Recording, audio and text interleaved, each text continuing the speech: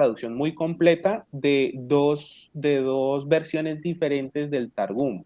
Por eso les decía, el Targum hubo versiones, muchas versiones, porque como era la que se daba en el momento, digamos, no hubo un esfuerzo de traducción conjunto como tal, sino que eran fragmentos y hubo muchas versiones así de como el rabino de turno, como él leía o cómo hacía la traducción al arameo. Entonces, aquí hay dos de los más importantes, que son el Neófiti y el Pseudo-Jonatán. Entonces, para que lo tengan en cuenta, vamos a seguir la lectura del Neófiti, que es me parece a mí, ya es a mi juicio, un poco más completo, es un poco más fluido, dice un poquito más de palabras en cuanto a explica con más palabras los conceptos de cómo ellos entienden el texto bíblico, y lo van a encontrar dividido, como bien tú lo has mostrado allí, en dos columnas. La de la izquierda es la del Neófiti, y la de la derecha es el paralelo, el mismo texto, pero en la versión del Pseudo-Jonatán. Entonces, para que no se confundan, no vamos a tocar la columna de la derecha para nada. Vamos a seguir la lectura de la columna de la izquierda, ¿ok? Hola. Compis, claro, te hago una pregunta chiquitica, ¿qué es el pseudo? Ok. Eso es lo que les estoy explicando. Son dos versiones diferentes del Targum. Entonces, una es de Pseudo-Jonatán. Pensé que era Jonatán, de por allá, de David. No, cuando ellos dicen pseudo, es que es porque hubo un... No, es porque hubo un Jonatán que era famoso, entonces para no confundirlo con ese Jonatán, entonces se pone pseudo Jonatán. Lo bueno es que Entonces, están las dos digamos, partes. pudiera haber un tipo que se llamaba David y tradujo un Targum. Entonces, decir el Targum de David, como David muy famoso y es el rey David, entonces, el rey David tradujo ese Targum. No, pseudo David. Era un David que no era el David del bíblico, el David importante de la Biblia, era otro David, era Diferenciarse, un sí. cualquiera que se llamaba también David. Entonces, así más o menos es por lo que les ponen pseudo. No es la única, el texto que aparece así, hay varios otros que aparecen así. En estos días hablamos algo de la angelología, el seminario que habían dado en el instituto, y ese seminario fue basado en angelología de Pseudo Dionisio Areopagita.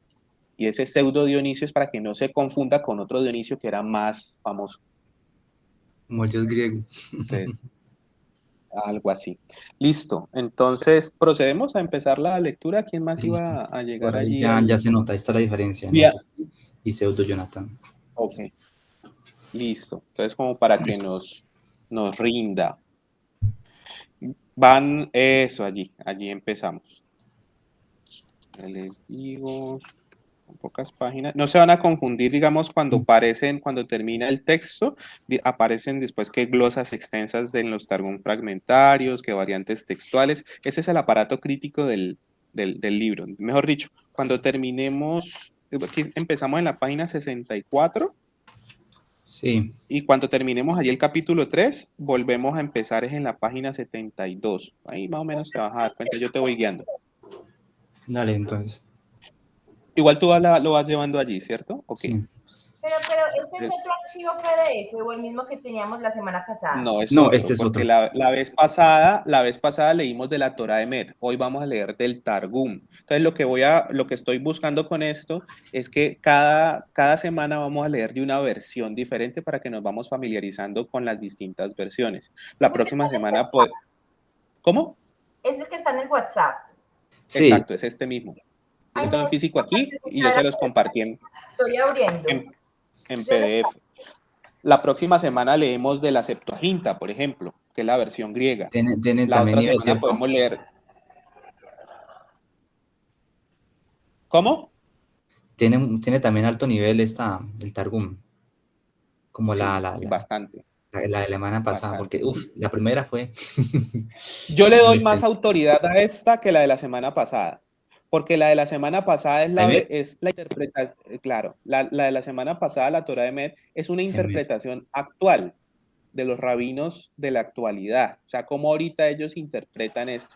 En cambio, este texto nos dice cómo interpretaban el texto bíblico, el Pentateuco, lo que estamos leyendo, los judíos en el tiempo de Jesús. Este es contemporáneo de Jesús. El Targum es contemporáneo de la época de Jesús, básicamente Ya. hablando. La semana siguiente, como les digo, podemos leer lo de la Septuaginta, que es la versión griega, la otra semana de la Pechita, que es la versión siriaca, y variamos de Hasta ahora llevamos versiones 3 para que, versiones. como te digo, vayan viendo vayan teniendo como ese bosquejo, esa imagen de las distintas versiones. Panorama. Bueno, sin más, vamos a empezar. Génesis 3, Neófiti. La serpiente era la más sabia de todos los animales de la faz del campo que el Señor Dios había creado, y dijo a la mujer: ¿Es cierto que el Señor ha dicho, no habéis de comer de ningún árbol del jardín? La mujer dijo a la serpiente: podemos comer de los frutos de los árboles del jardín, pero de los frutos del árbol que está en medio del jardín nos ha dicho el Señor, no comeréis de él ni os acercaréis a él, y así no moriréis. Y dijo la serpiente a la mujer: ciertamente no moriréis, porque patente y sabido es ante el Señor que en el día en que comáis de él se abrirán vuestros ojos y seréis como ángeles de delante del Señor, sabiendo distinguir el bien y el mal. La mujer vio que el árbol era bueno para comer y deleitoso a los ojos y que el árbol era conveniente para adquirir inteligencia con él, y cogió de sus frutos y comió, y también dio a su marido que estaba con ella, y él comió. Y se abrieron los ojos de ambos y supieron que estaban desnudos, y se cosieron hojas de higuera y se hicieron ceñidores. Y oyeron la voz de la palabra del Señor Dios paseando por el jardín a la brisa del día, y Adán y su mujer se escondieron de delante del Señor Dios entre los árboles del jardín. Llamó el Señor Dios a Adán y le dijo: todo el mundo que he creado está patente ante mí, oscuridad y luz están patentes ante mí, ¿y tú piensas que no está patente ante mí el lugar donde te has metido? ¿Dónde está el precepto que te he ordenado? Dijo Adán: he oído la voz de tu palabra en el jardín y tuve miedo porque estaba desnudo y me escondí. Dijo Dios: ¿quién te ha enseñado que estabas desnudo? ¿Es que has comido del árbol del que te ordené no comer? Y dijo Adán: la mujer que pusiste conmigo fue la que me dio del árbol y comí. Y dijo el Señor Dios a la mujer: ¿qué es lo que has hecho? Y dijo la mujer: la serpiente me engañó y comí. Dijo el Señor Dios a la serpiente: por haber hecho esto, maldita será serpiente entre todos los animales domésticos y todos los animales que existan sobre la superficie del campo. Sobre tu vientre te arrastrarás y tu alimento será el polvo todos los días de tu vida. Pondré enemistad entre ti y la mujer, y entre tus hijos y los hijos de ella. Y sucederá que cuando sus hijos guarden la ley y cumplan los mandamientos, apuntarán contra ti y te quebrarán la cabeza y te matarán. Pero cuando abandonen los mandamientos de la ley, tú apuntarás a él, le morderás el talón y le harás enfermar. Sin embargo, habrá curación para su hijo, y para ti, serpiente, no habrá curación, porque ellos harán la paz al final en los días del rey Mesías. Y a la mujer le dijo: multiplicaré tus dolores y gravideces, con dolor parirás hijos y volverás a tu marido, y él tendrá poder sobre ti, tanto para justificación como para pecado. Y a Adán le dijo: por haber escuchado la voz de tu mujer y haber comido del árbol del que te ordené, diciendo, no comerás de él, maldita será la tierra por tu causa, con dolor comerás los frutos de tus cosechas todos los días de tu vida. Espinas y abrojos producirá para ti, y comerás la hierba que hay sobre la superficie del campo. Respondió Adán y dijo: por favor, por la misericordia de delante de ti, Señor, que no seamos considerados como animales que comen la hierba que hay sobre la superficie del campo. Levantémonos ahora y trabajemos, y del trabajo de mis manos comeremos alimento de los frutos de la tierra. Y de esta manera se hará distinción entre los hijos de los hombres y los animales. Con el sudor de delante de tu rostro comerás pan hasta que vuelvas a la tierra, porque de ella has sido creado, porque eres polvo y al polvo volverás, y del polvo volverás a levantarte para dar cuenta de todo lo que hayas hecho.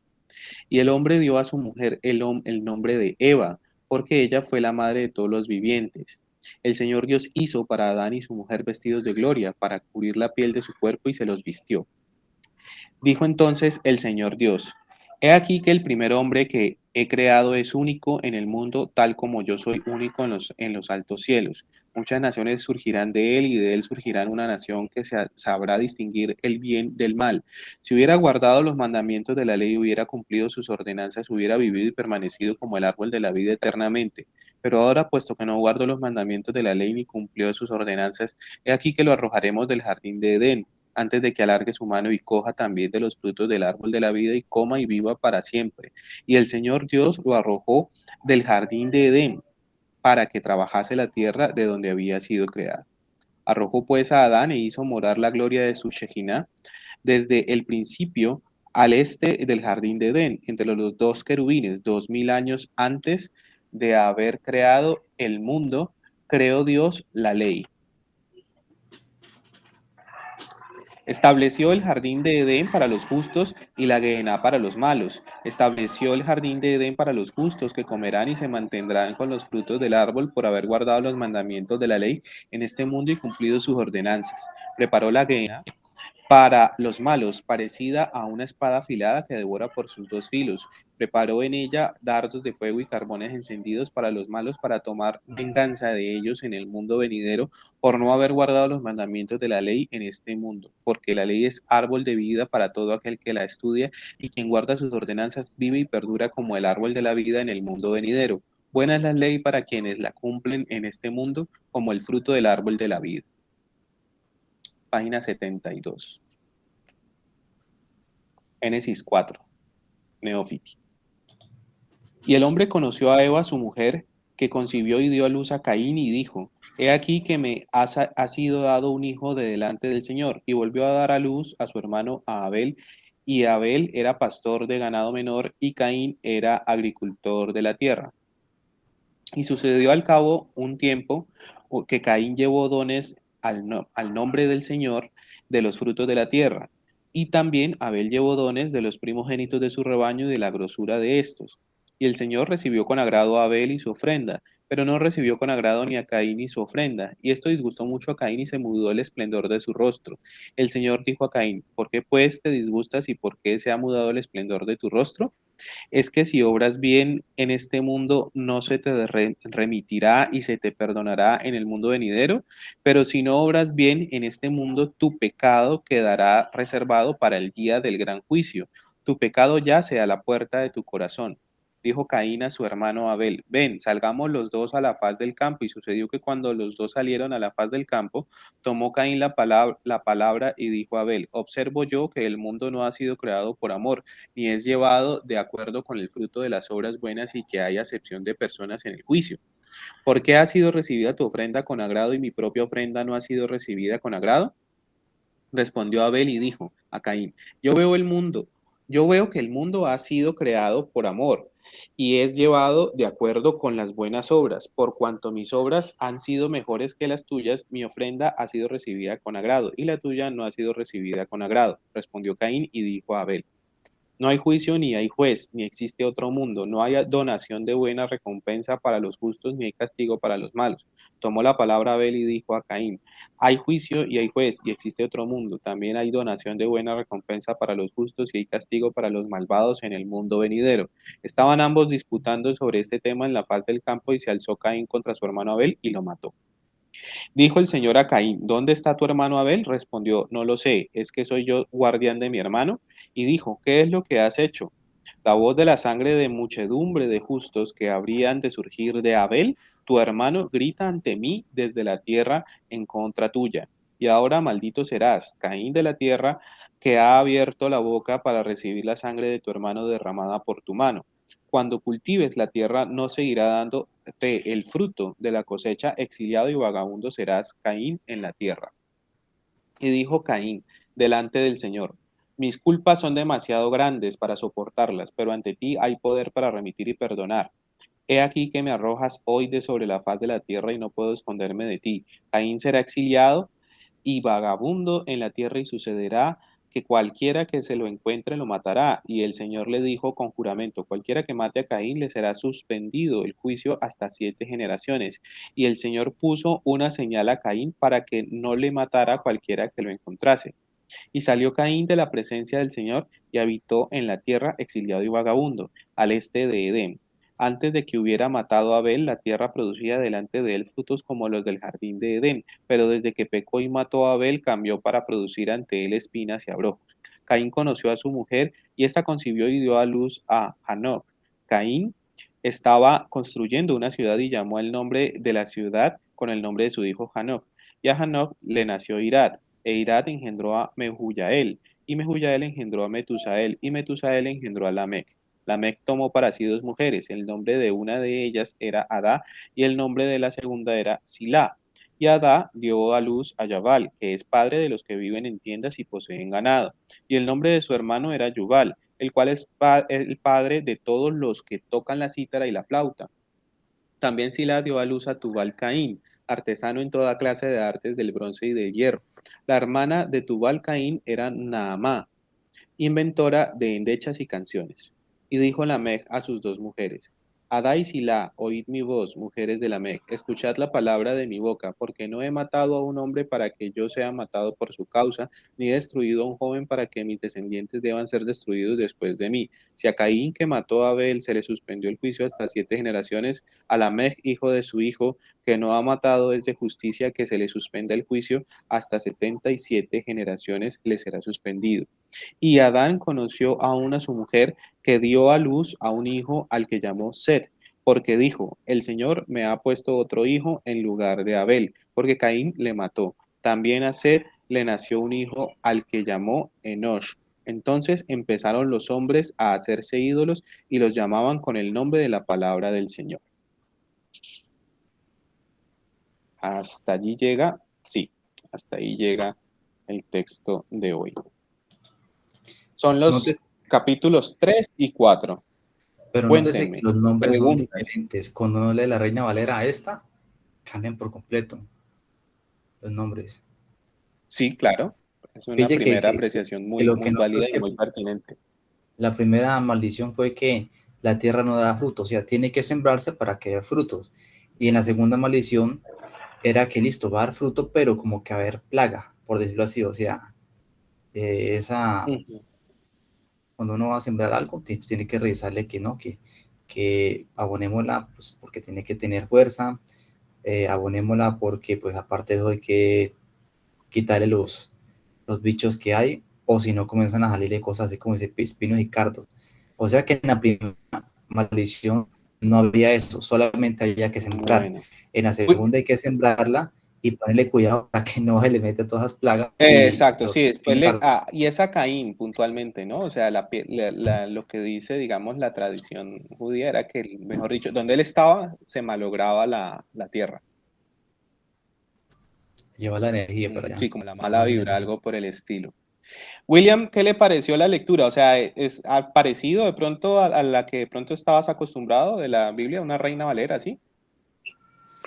Mira que no puedo dar un punto de vista porque la verdad no he leído el género. Lo habré leído, pero te soy sincero, no recuerdo. Sí. Y Pero uno esto, siempre tiene la idea, digamos, de las pero siempre, historias bíblicas, pero uno te digo Caín y Abel, ¿qué pasó allí? Usted me sí, Caín mató a Abel, más o menos, algún bochinche por ahí. Uno la verdad sí, muy va, similar a lo, ujú, sí, muy tiene similar al sí, unas recuerdo. distinciones, unas diferencias muy, muy de la mano de la interpretación de la época, ¿no?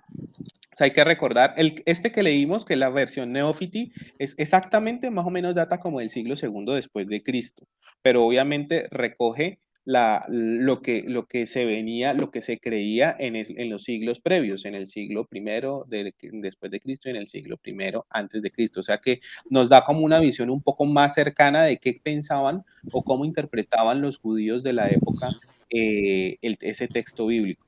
Cuéntame, John. Tengo aquí una inquietud. Yo miro el texto y pues ya vi, pues, ya conociéndolo como es de la Reina Valera, el que leímos la semana pasada y yo me pregunto, ¿qué género en sí es Génesis? ¿O qué traducción, tipo de traducción es Génesis como tal? Tiene que haber sido, ¿Qué género pienso que, literario? Es sí, narrativo. género narrativo. Ujú. Ya, por aquí. Es, Porque es, es que es, uno es sabiendo que es narrativo. narrativo, uno ya sabe a qué atenerse, como decirle así. Sí, claro, obviamente sabe que le están contando una historia. La cuestión, el problema con Génesis es que, por ejemplo, lo que son los primeros 11 capítulos son la parte más mítica, ¿no? Se siente, es Entonces, místico. son la parte más mítica, de cierta forma más fantasioso. Y en ese orden de ideas hay que tener claro que es más metafórico, más metafórico. Entonces, por ejemplo, la pregunta es, una pregunta fundamental que no me han hecho es, ¿será que entonces Caín y Abel existieron? Claro, porque es que uno piensa que dice que listo, es una historia como Es tal. altamente probable que no. es altamente probable que no. Es muy probable que lo que ellos representen es el conflicto entre los sedentarios, agricultores, no, véase Caín, dígase Caín, y los nómadas o seminómadas pastores, Abel. Entonces, ese es un conflicto que se da en el inicio de la civilización. Recordemos que la historia humana, digamos, tiene una prehistoria y una historia, ¿no? O sea, la humanidad Claro, tiene su prehistoria y su antes de la historia. historia. Y digamos, digamos, por límite arbitrario, o sea, lo hemos determinado nosotros, la sociedad humana, hemos determinado que la historia empieza a partir del momento de la creación de la escritura. Entonces, eso se da más o menos hacia el 3300, 3200 antes de Cristo, entre los sumerios, por allá en Mesopotamia, entre el Tigris y el Éufrates. Entonces, a partir de ese momento empieza la historia. Hoy en día conocemos entonces la civilización sumeria como la primera civilización. Después de los sumerios vinieron los acadios, que fueron los que constituyeron el primer imperio de la historia. O sea, los sumerios tenían reinos, pero cada rey era, digamos, tenía poder sobre su propio pueblo. Cuando un rey empieza a tener poder sobre otros pueblos ajenos al suyo, o sea, cuando empiezan ya a conquistar un pueblo, a conquistar otros pueblos, ya se habla de un imperio. Eso sucedió con los acadios, que eran de linaje semita. Entonces, les digo esto para ponerlos como en contexto. Esto se da en Mesopotamia, esto que les estoy contando. Y entonces empiezan lo que antes era antes de la civilización, los hombres eran recolectores y cazadores. O sea, cogían el frutico de lo que se encontraban en el fruto, como el relato del jardín del Edén. Lo que el hombre no sembraba, no había sembrado esos árboles ya estaban allí porque Dios se los había puesto allí para que le dieran fruto, y él solamente tenía que estirar la mano y agarrar. Eran recolectores. Y los cazadores pues salían y cogían el animalito que se les antojaba o que podían capturar, cazar para comer.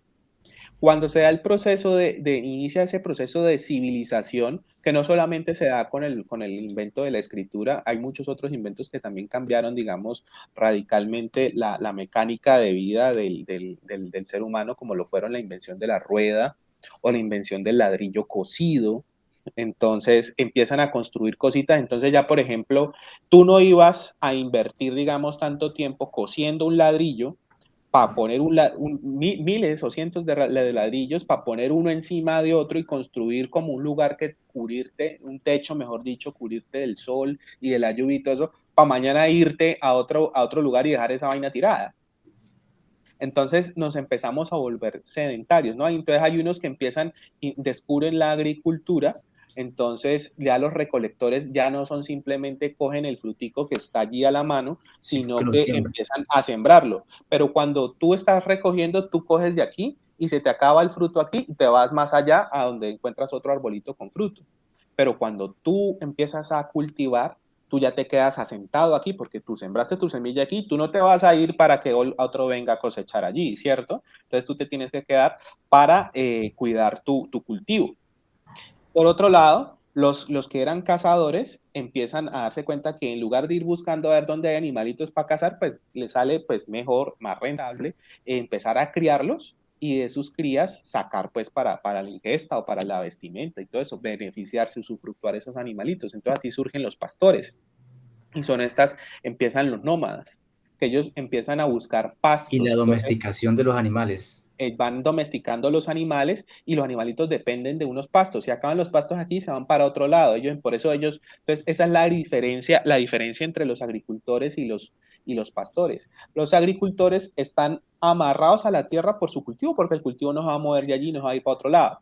Mientras que los pastores necesitan moverse de un lado a otro, porque los animalitos se comen el pasto y si se acabó, no los pueden dejar morir de hambre, tienen que desplazarse a otro lugar donde haya nuevos pastos. Entonces, surgen estas dos mecánicas básicas de existencia, o sea, los agricultores y los pastores, y obviamente hubo un enfrentamiento porque había agricultores, que cultivaban sus maticas, y había otros, como siempre, no falta la gente que, digamos, es conchuda, descarada, irrespetuosa, qué sé yo. Y entonces, pastores que entonces permitían que sus animalitos se metieran en los cultivos de los que llevaban meses cultivando, sembrando esa vaina, arando la tierra, regándola y cultivando, echándole el abono y toda esa vaina, y los otros dejaban que pasaran los animalitos y se comían los cultivos de los que estaban cultivando. Entonces, esto generó los primeros, yo creo que fueron las primeras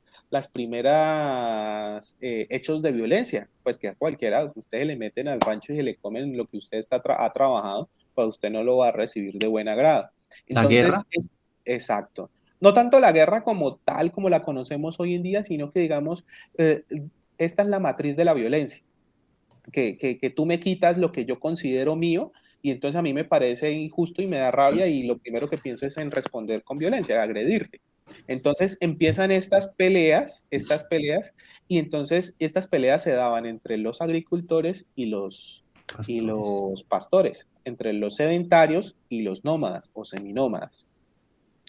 Entonces, esta historia tiene dos versiones. Obviamente, la de los agricultores que dicen, yo no, está bien, lo maté, porque yo no me voy a dejar que me metan en mi rancho.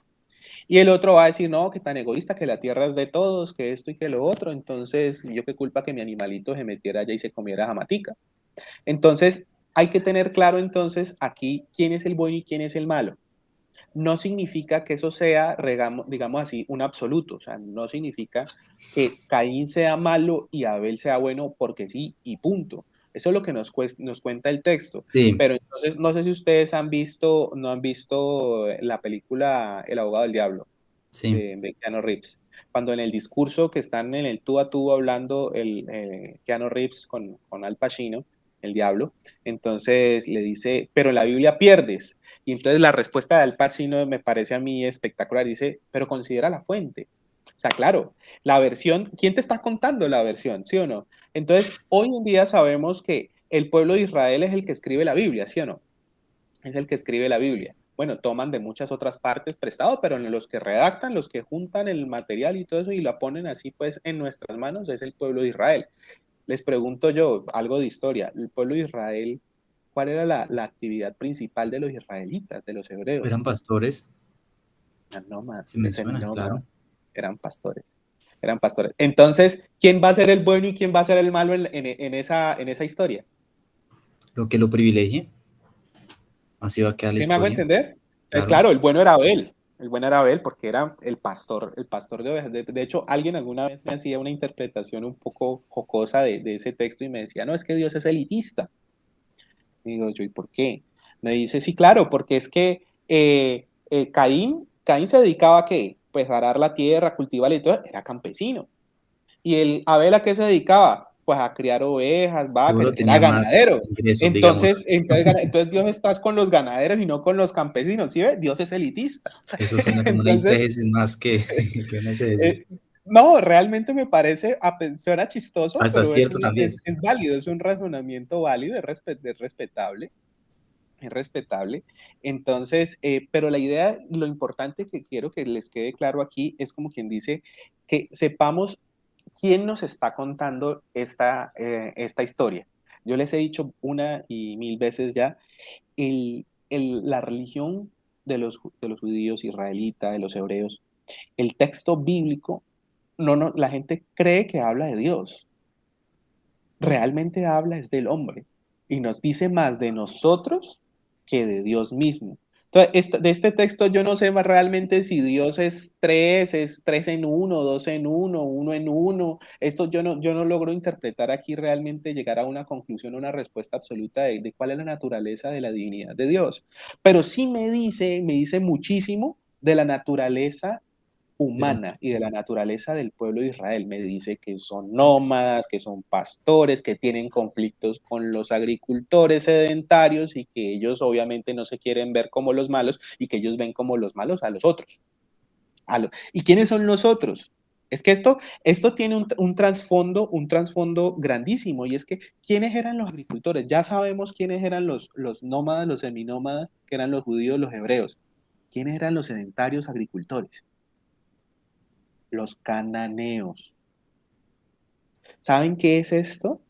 Esto es una autojustificación, porque posteriormente cuando ya en capítulo 12 de Génesis lo vamos a ver, cuando Abraham escucha el llamado y le dice Dios, ve a donde yo te iré y te entregaré esa tierra y será de ti, de tus descendientes y todo eso.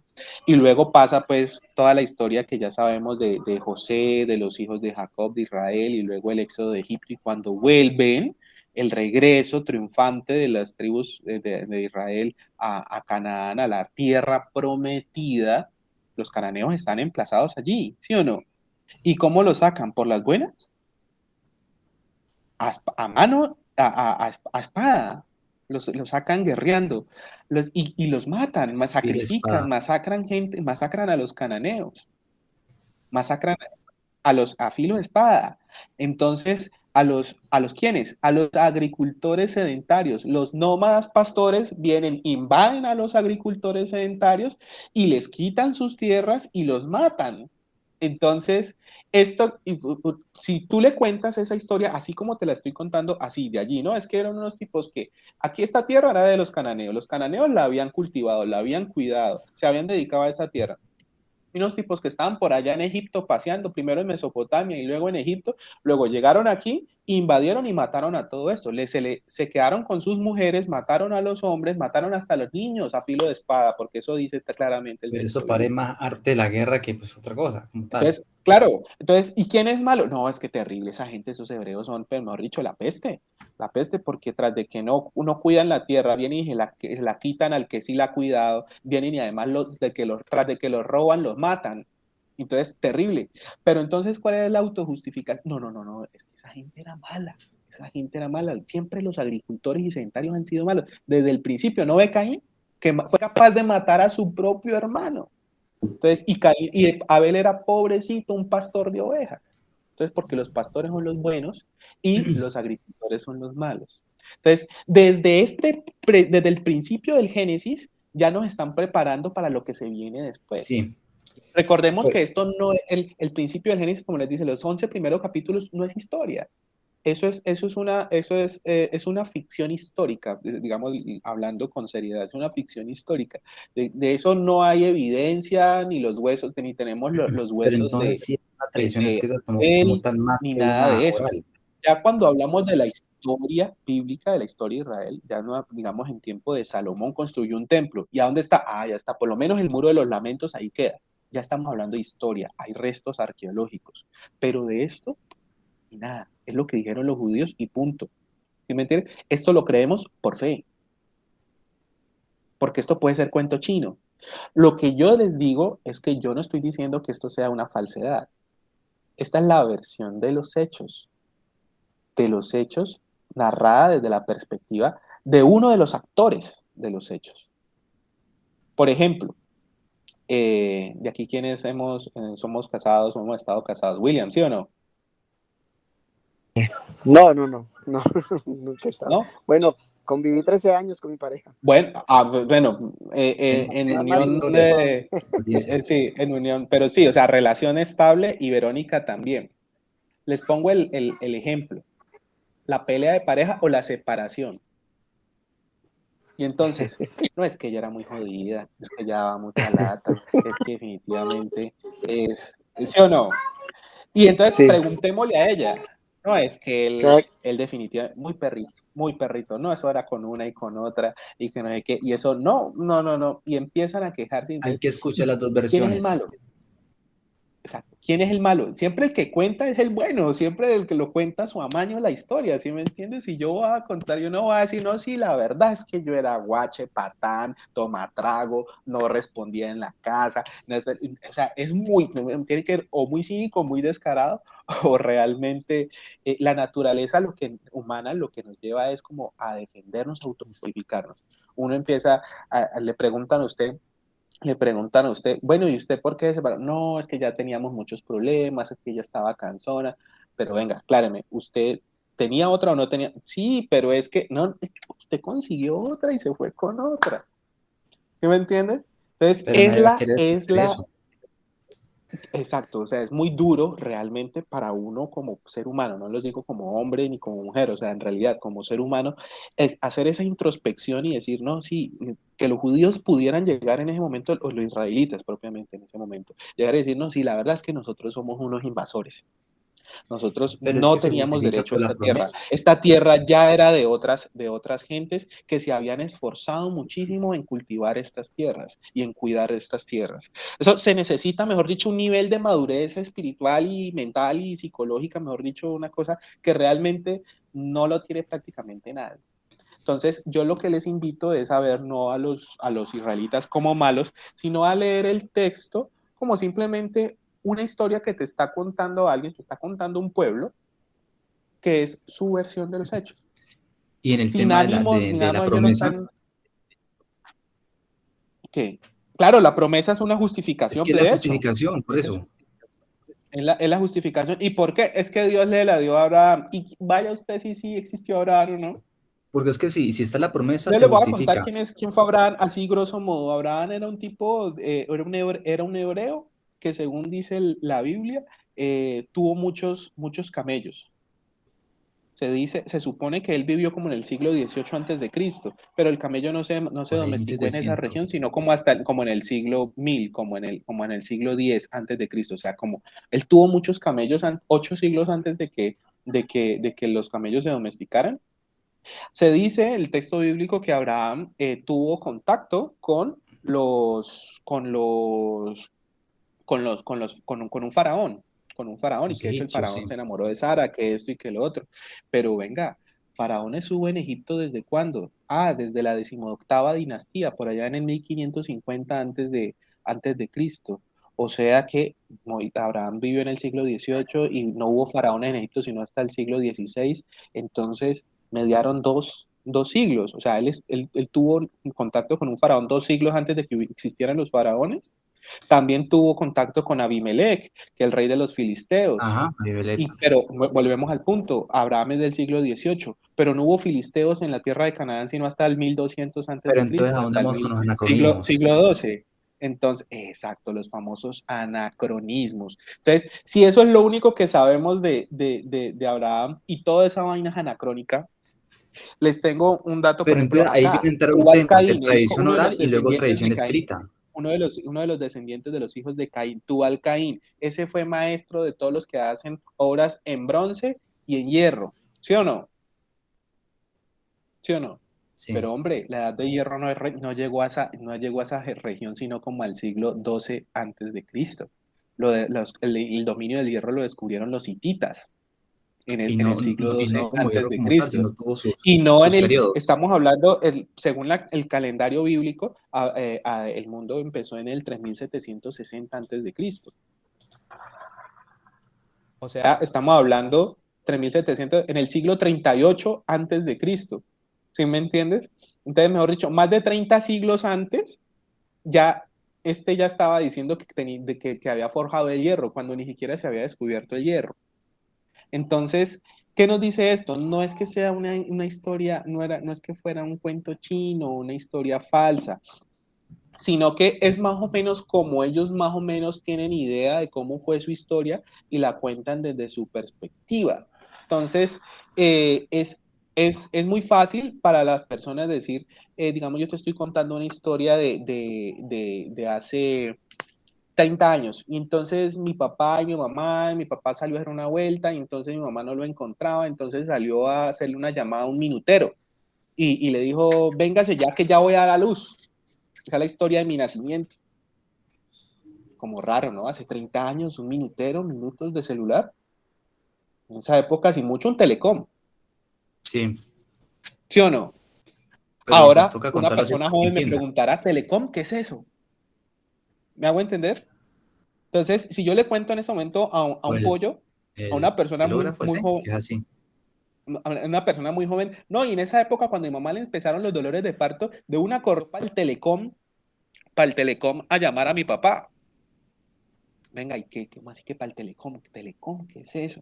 Entonces, ¿cómo logran los judíos, digamos, hacer un texto entendible, digamos, de hechos que sucedieron 30, para ellos eran 20 siglos antes? ¿Sí me entiendes? Pues obviamente haciendo uso de esos anacronismos, o sea, no es una mala intención, eso es lo que quiero que quede claro, pero pues deforman de cierta manera el texto. Entonces, lo que nosotros tenemos que aprender es a leer no desde la literalidad, sino que hacer una lectura metafórica, entender de qué más o menos están hablando. Entonces, lo Pero, mismo. Nosotros empezamos, de hecho me lo salté ahorita, empezamos el texto en el capítulo 3 y cuenta es lo del tema del pecado, el pecado el fruto prohibido, sino que en la semana pasada alcanzamos a tocar un poco eso, por eso no profundicé tanto ahorita en eso y nomás en Caín y Abel. Pero, por ejemplo, entonces, la mujer es la causante de todas nuestras desgracias. Defiéndase, Verónica. pero tú dices eso. A ver, Adán le dice que Está le claro en dice la el mujer, y la texto, mujer la dice culpa que es es la de quién. serpiente. Y la Exacto, serpiente le cada toca uno, asumir, y la serpiente no dice, no, cada no, uno la le serpiente saca no la tiene maleta a las que culpas. culpar. Eso es lo que quiero que entiendan, que el texto nos dice tanto de la naturaleza humana, el texto nos dice algo que hoy en día nosotros hacemos. Venga, ¿y usted por qué llegó tarde? No, es que mi mamá no me levantó a tiempo. Venga, es que la responsabilidad de llegar a estudiar es de quién, suya o de su mamá, o de llegar a trabajar, ¿es suya o de su mamá? No, pues sí, pues mía. Y entonces no me venga a decir que es que su mamá no le Sí, sirvió el desayuno a tiempo. eso según el ¿Sí nivel de sí, madurez que tenga la persona o el niño. exacto. Pero eso nos dice, eso es algo a mí que me parece maravilloso de la Biblia, realmente a mí me encanta la Biblia por eso, porque es tan humana, o sea, nos dice tanto de nosotros, o sea, lo primero que se le ocurre a Ana es decir, no, un hombre con los pantalones bien puestos dice, pues sí, señor, la verdad es que metí la pata, hice justo lo que dijiste que no hiciera, ¿y qué vamos a hacer? No fue capaz. Y si hubiera La sido así, mujer que me ¿qué diste. resultado O sea, hubiéramos lo peor de tenido? todo es que muchas veces leemos, interpretamos que es, él le está echando la culpa a la mujer. Ojo, le está echando hasta la culpa a Dios, porque dice, la mujer que me diste. O sea, además también le sale a deber Ahí Dios, ¿sí entonces me culpable hay entiendes? usted y O usted sea, o también. sea, no sé, la culpa está entre ella y usted me hicieron pecar a mí. ¿Sí me entiendes? Igual es lo facilista de Adán. Y luego Eva le dice, ¿no? La serpiente. ¿Sí me hago entender? Pero entonces, esto no significa, como les digo, que el significado literal sea que por culpa de la mujer son todas nuestras desgracias, aunque a veces uno como que tiende a pensar eso, ¿sí o no, William? No está Totalmente. William. Sí o no, uno a veces siente eso, pero no, ¿qué significa eso? También hay que leerlo metafóricamente. Muchas de los Una conflictos figura. hoy en día, muertes, asesinatos, peleas y todo eso, son por mujeres. Las masacres en las discotecas, empieza una masacre, ¿por qué? Porque me miró la mujer, ¿sí o no? Porque me sacó a bailar la mujer, ¿sí o no? Porque me le dijo algo indebido a mi mujer y empiezan las peleas en los hombres tomados, borrachos y todo O eso de y pronto terminan no es su peleando mujer, sino a su mamá. o algo así por el estilo. Entonces, ¿qué nos dice el texto cuando nos pone a la mujer como la que inicia la cadena de acontecimientos desgraciados? ¿Sí me entiendes? Entonces, que de alguna forma la mujer tuvo que haber tenido un rol en este problema. ¿Sí me entienden? Las desgracias del hombre. El hombre tenía que percibir que por culpa de las viejas es que termina uno peleando, por culpa de las mujeres es que termina uno en problemas con otros hombres, con otras mujeres y todo eso, porque las mujeres hoy en día nosotros tenemos que reconocer que sí tienen parte en el asunto de la problemática humana. Pero entonces nunca es, el hombre fácilmente no te va a decir, no, si lo que pasa es que yo soy muy celoso y yo le di al otro el puñetazo porque es que yo soy muy celoso y desconfiado. Siempre es que esta le guiñó el ojo, le peló la muela al otro y yo me enojé por eso. No, no es la otra. Soy yo que tengo problemas para manejar mis impulsos. Soy yo el que soy irascible. Soy yo el que tengo este tipo de problemas. Entonces, además, otra cosa importantísima. ¿Quién escribió el texto? Bueno, realmente es un tema de crítica bíblica profundo, pero no quiero caer en eso Con en la este momento, tradición. sino que ¿quién escribió? ¿Un hombre o una mujer? Volvemos al mismo tema de Caín y Abel. Sabemos Bueno, que que fueron los aparece y todo que ha israelitas sido un porque hombre. el bueno es el pastor, es el Abel, y el malo es el agricultor. Pero en esta, acabamos de ver 2 capítulos, en cada uno le echaban culpas a uno, ¿sí o no? En el capítulo 3, la culpable es la mujer. Entonces, ¿quién escribe el texto? Pues un hombre. Tiene que ser un hombre. ¿Sí me entiendes? El texto lo escribe un hombre. Entonces, ¿a quién le echa la culpa? Pues a la mujer. Seguramente, si las mujeres hubieran escrito su propio Pentateuco, la historia sería muy diferente. Sería ¿Sí me otra. entienden? Entonces, esa es la lectura que toca hacer de estos textos. A mí me fascina muchísimo el tema del árbol del conocimiento del bien y el mal, que si ustedes hacen el análisis un poquito más profundo, se van a dar cuenta que en contraposición al árbol de la vida es entonces un árbol de la muerte. ¿Vale? Que es un árbol de la muerte. ¿Cuál fue la consecuencia inmediata? Que obtuvieron la muerte, ¿sí o no? Y yo les decía la semana pasada, Dios falló cuando les dijo que del cierto el día que comáis de este árbol moriréis. Porque igual Pues, después de eso ellos salieron de allí y vivieron 930 años, vivió Adán y tuvo hijos e hijas, ¿sí o no? pero debería ser una muerte instantánea, pero como que le perdonó por un ratico, como Pero decirlo así. entonces, no. Si ustedes se fijan, Adán vivió 930 años exactos, de acuerdo al texto bíblico. Y tanto por allá en el Salmo 90, que es un salmo de Moisés, como por allá una de las cartas de Pedro, dice que un día para Dios son como 1000 años y 1000 años son como un día. O sea que técnicamente, si no vivió más de 1000, ni siquiera los 1000 años, entonces técnicamente él se murió ese mismo día, pero el día de Dios, no el día de Adán. ¿Me hago entender? Y entonces, ¿cuánto Entonces, tiempo vivimos nosotros, según Dios? Unos segundicos. un suspiro, un suspiro. Nosotros no somos nada, somos un suspiro. En cuanto al tiempo de vida, somos un Eso lo mira suspiro. uno, o eso lo escucha uno y lo pone a verse como uno, una nada. Eso nos da claridad acerca de lo insignificantes que somos realmente frente a Dios. Otra cosa que quería señalarles, digamos, para ir terminando, en este texto, no sé si lo notaron, dice, por ejemplo, y oyeron la voz de la palabra del Señor Dios. Y tal cosa, y cuando no es simplemente donde en el texto bíblico de Reina Valera dice, y dijo Dios, aquí dice, y la voz de la palabra del Señor. ¿Por qué se da esto aquí? Porque recordemos que estos son paráfrasis, son interpretaciones de rabinos de por allá, como el tiempo de Jesús, del siglo I, el siglo II después de Cristo. Entonces, aquí en ese momento histórico, ya ellos tenían ese desarrollo vinitarista que hemos discutido en el grupo de amigos de lo luminoso, en el que ellos ya interpretan la palabra de Dios como un agente vivo, el verbo, esa sabiduría de Dios. Por eso en el capítulo 1, aquí mismo en el Targum dice que con sabiduría creó Dios los cielos y la tierra. De aquí es que sale esa interpretación. Entonces, eso también es un detalle interesante de que es el pueblo judío de la época de los primeros siglos de nuestra era, después de Cristo, los que están haciendo esta paráfrasis, esta interpretación. Por eso, como son judíos fariseos, legalistas, por eso ven tanto, es que el que cumple la ley de Dios es el que le va a ir bien y el que no es el que se va a condenar. Es esa perspectiva que nosotros encontramos en esta versión. Otra cosa, esta versión también habla del mundo venidero. Mundo venidero como tal no hay sino se concreta digamos, en la teología judía ya con el advenimiento de los fariseos. Recuerden que los fariseos tenían eso en esa pugna con los saduceos. Los saduceos decían que era aquí y ahora, era el mundo hasta aquí y hasta de aquí para allá no hay nada más. Los fariseos eran los que sí soñaban con un mundo venidero, con la resurrección de los muertos. Por eso por aquí hablaba, no sé si lo notaron también, de la Gehenna, en contraposición al cielo, como un lugar de castigo, como el infierno, más o menos es como el primordio de lo que hoy por hoy para nosotros en el mundo judio-cristiano es el infierno. Ahí abordamos pues también la parte de la palabra, lo de la Gehenna, qué otra cosita les quería como dejar así como en claro de...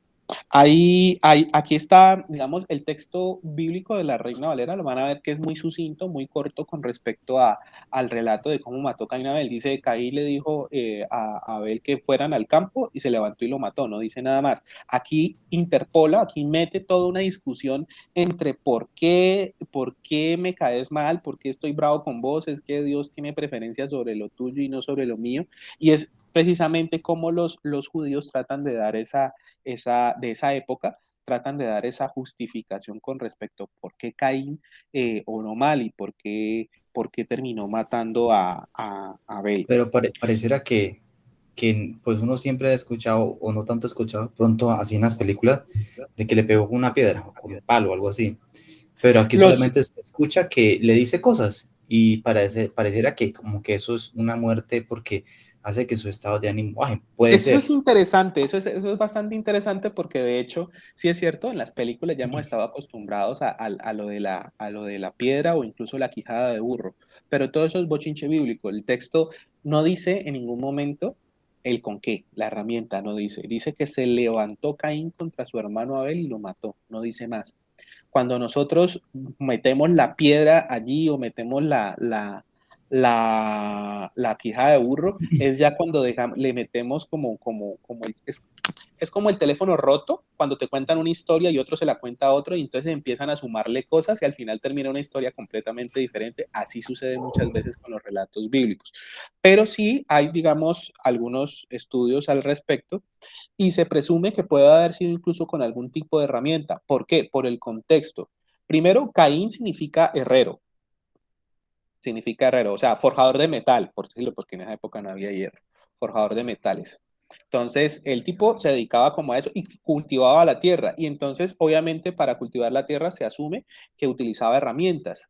Sí, sí, obviamente se presume que eran de bronce o algo por el estilo. En fin de cuentas, algún tipo de metal.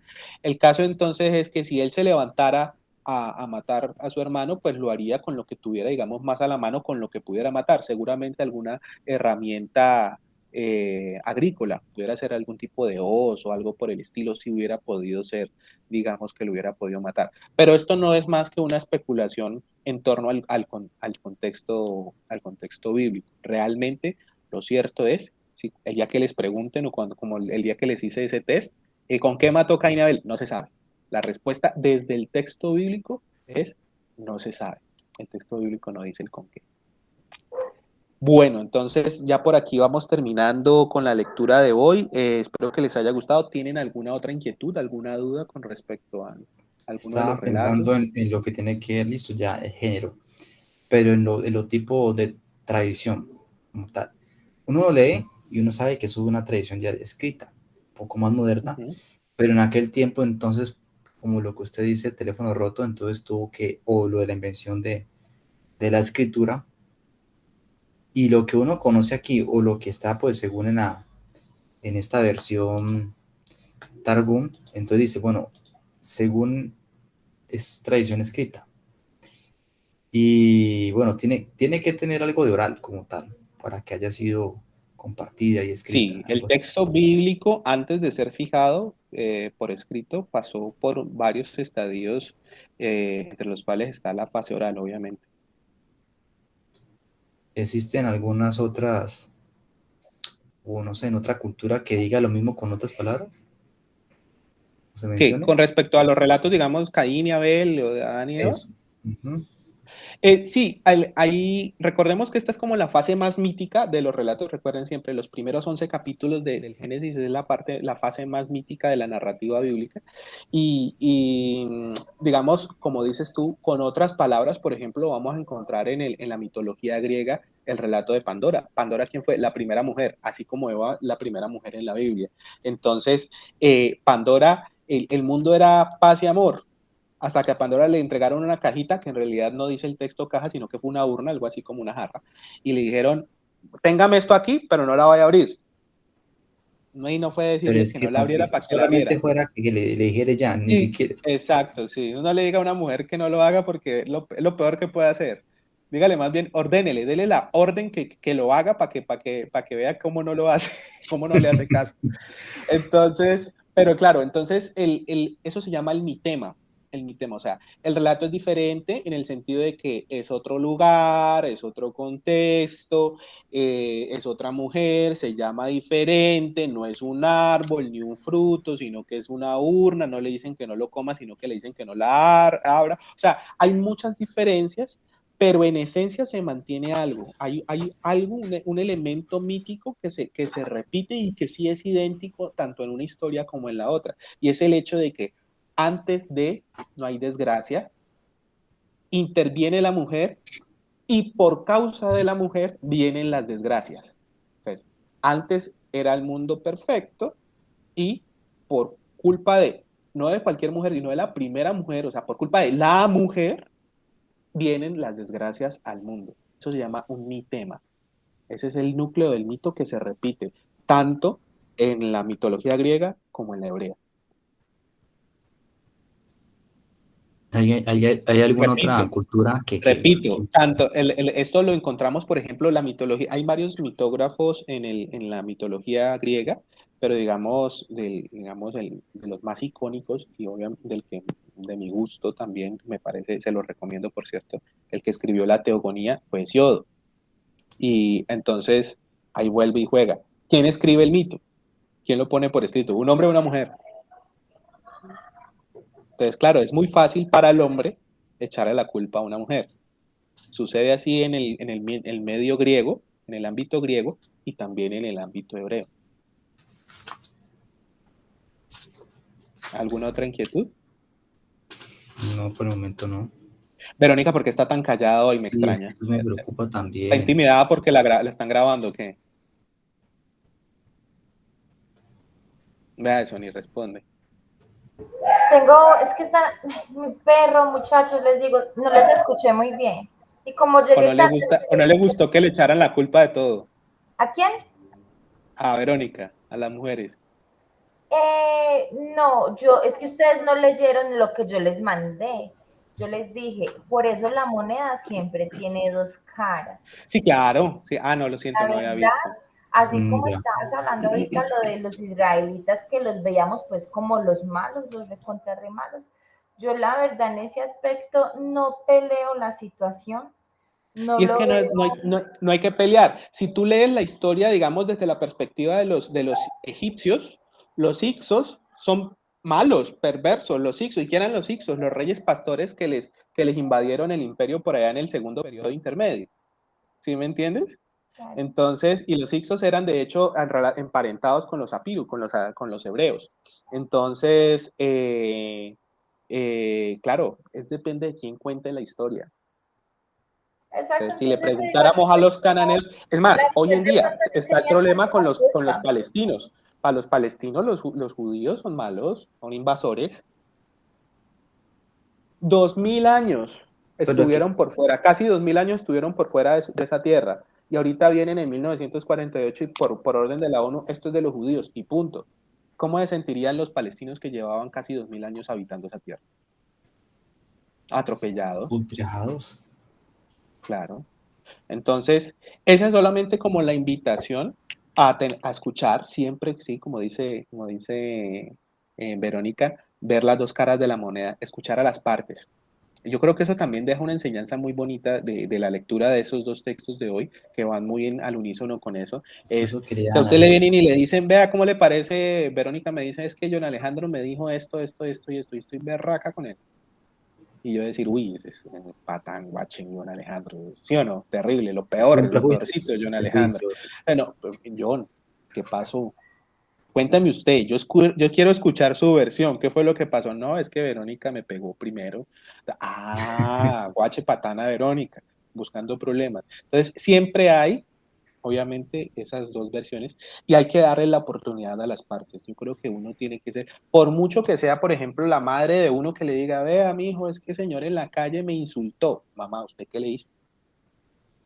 Y una señora no va por la calle y llega un Usted le señor y le dice insulta. eso y ya es grosero. Sí, claro, pero por mucho que incluso sea la madre de uno tiene que estar dispuesto a escuchar, obviamente, a las dos partes. Yo creo que es como lo más sabio que pudiera uno como que aprender allí de esos textos que Por leímos eso, hoy. bueno, yo estoy notando esto y lo comparo como el tema del demandante, el demandado ante un juez que está el fiscal y el Sí, abogado. claro, un Claro, juicio entonces justo, si uno exacto, un mira juicio eso, justo. listo, él es culpable. Y es culpable y la gente mira los hechos y ya, como dicen por ahí, la víctima. La Y víctima. la Es víctima culpable, claro. Y no, la entonces, víctima es un dechado de virtudes siempre, la víctima siempre es santo. No, ¿y él por qué le pegó? No, es que yo estaba sentado rezando, arrodillado, rezando cuando el tipo llegó y me empezó a pegar sin justa causa. Venga, para pelear se necesitan dos. Eso sí es básico. Eso. Básico. Algo le tiene que haber dicho, negros tener los ojos, para poder que le metan la mano a usted. Así de gratis, nunca me ha pasado, y ojalá nunca me pase. Yo estar arrodillado rezando y que alguien venga a meterme la mano, no. Sí he tenido problemas, pero algo he hecho. Algo ha pasado, al menos una discusión, al menos una indisposición de ambas partes para que a uno vengan y le metan la mano. Eso sí tiene, póngale la firma.